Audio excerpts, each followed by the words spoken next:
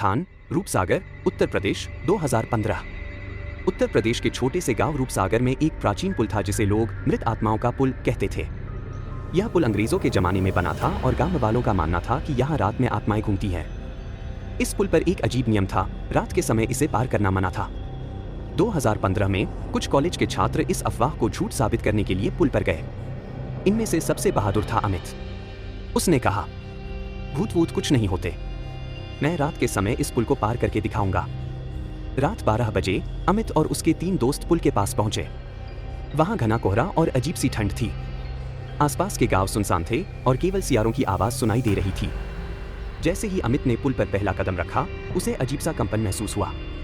पुल की लकड़ियां चरमरा रही थीं, मानो कोई भारी चीज उन पर चल रही हो। उसके दोस्त पुल के किनारे खड़े होकर उसे चीयर कर रहे थे। लेकिन तभी अमित को एक लड़की की धीमी आवाज सुनाई दी, रुको, मत जाओ, यह पुल तुम्हारे लिए नहीं है। अमित ने इधर उधर देखा, लेकिन वहां कोई नहीं था। जैसे जैसे अमित आगे बढ़ा, कोहरा और घना होता गया। तभी पुल के बीच में एक साया प्रकट हुआ। वह सफेद साड़ी में एक औरत थी जिसके बाल बिखरे हुए थे।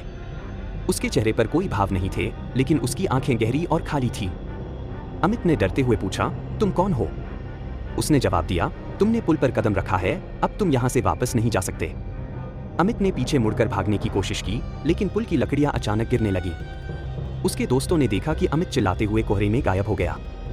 सुबह पुल के नीचे सिर्फ एक गीला निशान और अमित की चप्पल मिली। पुलिस ने मामले की जांच की, लेकिन कोई सबूत नहीं मिला। गांव वालों का मानना है कि वह औरत एक अंग्रेज अधिकारी की पत्नी थी जिसने उस पुल से कूदकर आत्महत्या की थी। उसकी आत्मा हर रात पुल पर आती है और जो भी उसे चुनौती देता है वह उसे अपनी दुनिया में खींच लेती है। आज भी रात में उस पुल से गुजरने वालों को किसी औरत की रोने की आवाज सुनाई देती है।